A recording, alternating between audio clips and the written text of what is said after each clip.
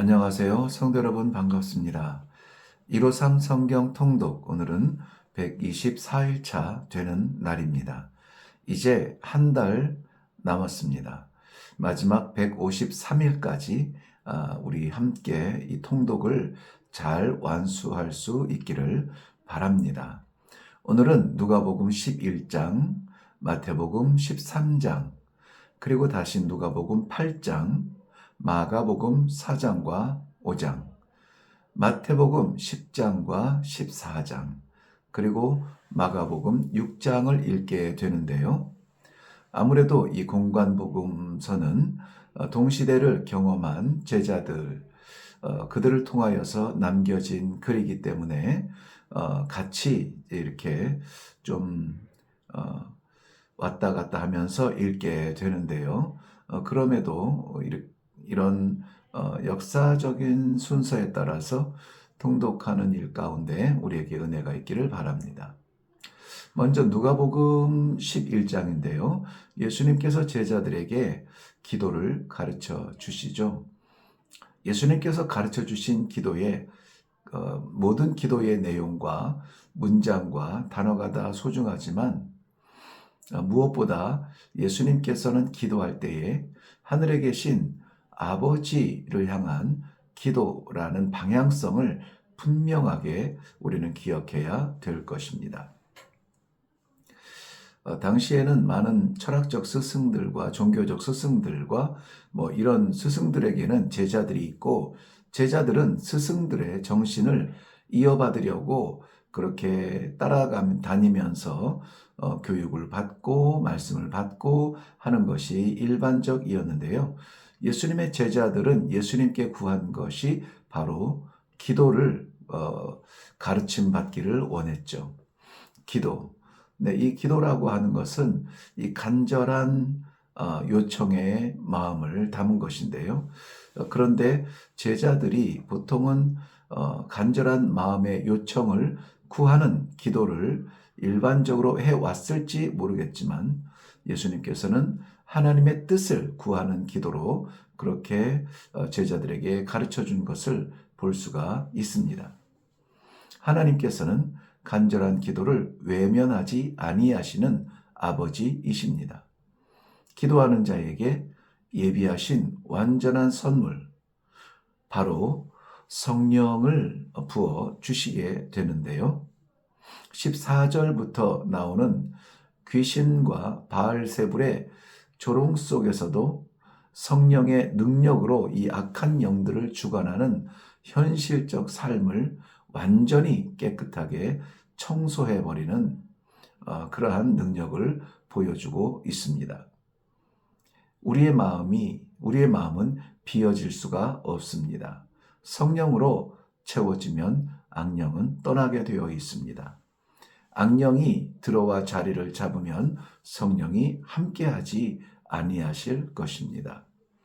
잠깐 동안에 씨름하는 과정이 없을 수 없지만, 그러나 우리는 늘 그래서 성령의 통치함을 받고 성령의 인도함대로 순종하려는 우리의 간절한 기도가 필요하고 응답이 필요한 존재들이라는 사실을 기억하시기를 바랍니다. 지금도 말씀을 통독할 때에 다른 어떤 것이 아니라 하나님의 말씀이 우리를 깨닫게 하시는 그러한 소중한 시간이라는 것을 기억하시고 온전히 하나님의 말씀과 기도로 채워지는 마음이 되기를 바랍니다. 누가복음 8장입니다. 예수님의 복음 전파에 제자들과 함께 하시면서 누가복음에서만 볼 수 있는, 기록하고 있는 여인들의 섬김을 기록하고 있습니다. 여인들은 따로 재산을 소유하는 경우가 그리 많지 않습니다.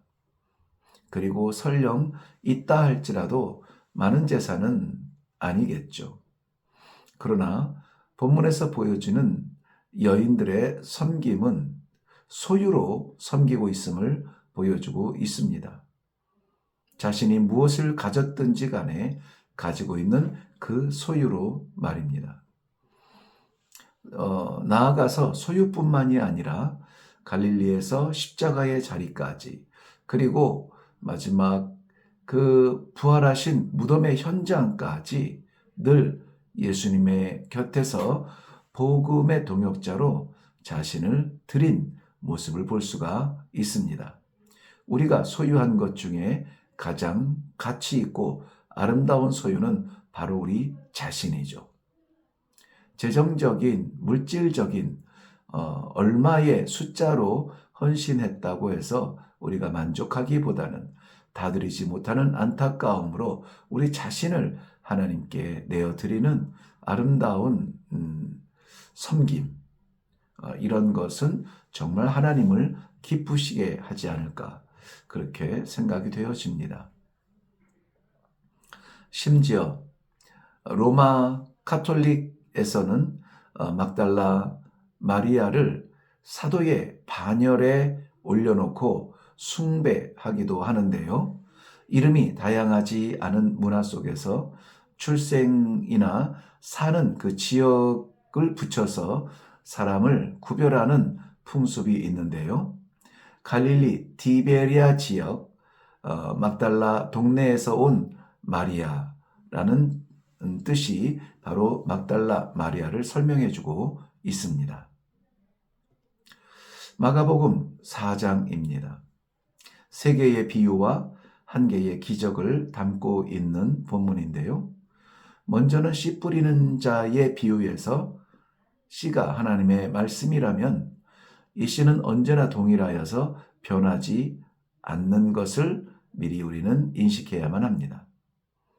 이것이 다양한 땅에 떨어지는데 아직도 나의 상태를 어느 땅인가 견주고 있는 분이 계시다면 이 비유에서 우리의 자리를 땅이 아니라 씨 뿌리는 사람으로 조금 더 적극적으로 전진할 필요가 있지 않을까 생각이 됩니다. 받기에 익숙한 우리는 이제 나누고 뿌리는 주의 일로 부름받을 그러한 나이가 되지 않았습니까? 네, 이 말씀을 나눌 때가 작년 일회교회 20살이었는데요. 이제는 1살 더 먹어서 일회교회 21살이 되지 않았습니까? 하나의 기적의 현장은 풍랑 이는 바다를 잠잠하게 하신 일인데요. 그렇지만 바다도 광풍도 하나님께서 지으신 것이니까 그의 명령에 순종하는 것은 그렇게 이상한 일이 아닌데요. 정말 이상한 것은 그렇게도 끊임없이 하나님이 말씀으로 부어주시는데 젖지 않는 우리의 몸입니다. 순종하지 않는 우리의 삶이죠. 정말 놀라운 기적은 순종의 기적, 우리의 변화된 삶의 자리를 보여주는 것이 야말로 놀라운 아름다운 기적이라고 그렇게 생각이 됩니다. 마가복음 제5장입니다. 지극히 높으신 하나님의 아들 예수여. 누구의 고백일까요? 놀랍게도 다름 아닌 귀신의 입에서 나온 고백입니다. 지극히 높으신 하나님의 아들 예수여. 물론 예수라는 이름을 드러내고 돼지를 몰살시킨 자로 몰아 곤경에 빠뜨릴 수는 있지만 귀신의 고백대로 예수님은 하나님의 아들의 이름으로 군대 귀신을 내어 쫓아 버리십니다. 그 다음에 회당장 야이로의 딸을 고치러 가는 도중에 혈루증 앓는 여인. 네, 여기에서 회당장과 혈루증 앓는 여인의 극적인 대립이 보이는데요. 회당장 야이로의 딸, 그리고 혈루증 앓고 있는 여인을 고치는 기적의 결론은 모두 동일합니다. 바로 두 기적 모두 믿음을 근거로 하고 있죠. 34절 말씀에 보면 내 믿음이 너를 구원하였다는 말씀을 하시죠. 혈루증 앓는 여인에게 38절에 가면 믿기만 하라. 여전히 믿음을 강조하시죠. 살아난 딸을 위해 예수님께서는 명령을 하십니다. 먹을 것을 아이에게 주라. 살아난 사람은 먹을 것으로 채워지고 힘을 얻어야 합니다. 교회의 양육에 대한 책임을 느끼게 되는데요. 그리고 교회에서 줄 수 있는 양식, 이것은 우리의 배를 채우는 식량이 아니고 우리의 영혼을 채우는 바로 생명의 말씀. 그렇기 때문에 더욱 고민이 되고 씨름을 하게 됩니다. 마태복음 10장입니다. 예수님께서 부르신 12 제자들의 면모를 보여주고 있는데요. 물론 모두 다 충분치 않은 조건들입니다. 심지어 마태는 그 이름 앞에 세리라는 그의 직분을 붙여 넣어서 기록하고 있습니다. 세리도 제자들의 무리에 들어갈 수 있다는 놀라운 은혜의 초청입니다. 예수님이 제자들을 부르시고 하신 첫 번째 일은 제자들을 보내신 것이죠. 아직 인지도도 없는 예수님의 가르침을 전하는 것은 쉬운 일이 아닙니다.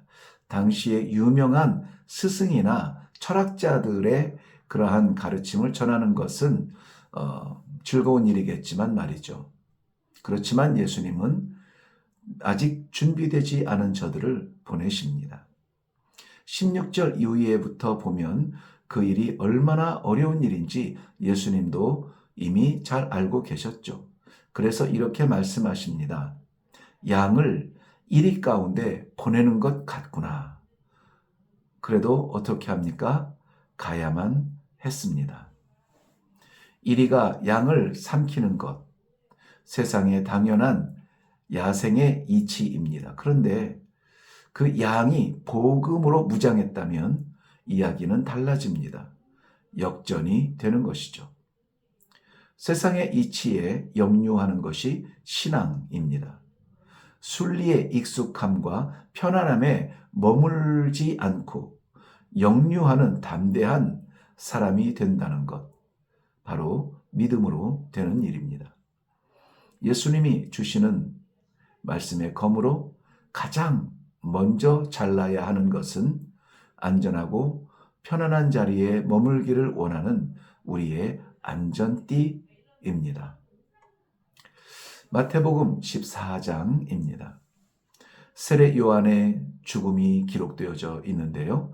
세례 요한은 실패와 패배의 모습이 아니라 춤을 추며 잔치하는 환락의 파티장 가운데 던져진 고독한 복음의 길을 잘 드러낸 장면이라고 할 수 있습니다.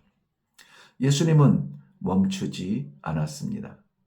요한의 자리, 광야의 자리로 나아가십니다.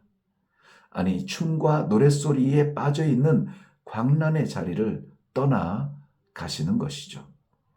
복음에 굶주린 백성들이 예수님을 따라옵니다. 그들은 배가 주리도록 말씀을 듣습니다. 우리는 오병이어의 물리적 기적에만 몰두하는 경향이 있는데요. 그 백성들의 말씀의 기가를 해갈시켜 주시는 그 현장으로 볼 수 있는 영안이 열리면 좋겠습니다. 21절 이후에는 예수님께서 제자들을 재촉하셔서 배를 태워 보내시는 장면이 나오는데요. 제자들을 재촉하여 그 땅을 떠나게 하신 이유에 대해서 요한복음 6장 15절은 백성들이 그때에 예수님을 임금으로 삼으려 하시는 것을 예수님께서 보시고 제자들을 그 무리로부터 분리시키시고 자신은 홀로 기도하러 산에 올라가십니다. 유혹을 이기는 방편입니다. 분리되고 기도의 자리로 들어가는 것이죠. 예수 떠난 제자들은 무리에서 풍랑을 인하여 위기를 만납니다. 예수님의 제자들도 풍랑을 만나죠. 그런데 물 위로 걸어오신 예수님을 만나고 풍랑은 사라지고 평안이 찾아옵니다. 오시는 예수님을 거부하지 않고 풍랑을 이길 수 있는 유일한 길, 예수 그리스도를 만날 수 있기를 바랍니다. 마가복음 6장입니다. 예수님의 고향 사람들에게는 예수님이 너무나 평범하셔서 하나님의 일을 하는 선지자 혹은 메시아로 사역하는 것을 받아들이는 것이 너무나 어려웠습니다. 그래서 구약의 선지자들의 전통적으로 이어오는 이사야서가 말하는 바로 그 메시아가 바로 나다 라고 말씀하시는 예수님을 받아들일 수가 없었습니다. 정말 슬픈 것은 받아들이지 않을 뿐만이 아니라 6절에 보면 그를 믿지 않았다라고 기록합니다. 우리의 전통과 습관에 묶여서 주의 진리를 믿지 못하는 일이 얼마나 많습니까? 수십 년의 습관보다 우선되는 것이 하나님의 진리의 말씀입니다. 바로 예수 그리스도시죠. 반면에 절대적인 믿음의 사람 세례 요한이 등장하는데요. 나이 30이 갓 넘은 청년의 죽음이지만 우리는 그를 통하여 많은 것을 배워야 합니다. 무엇보다 세상 권력 앞에 비굴하지 않은 모습.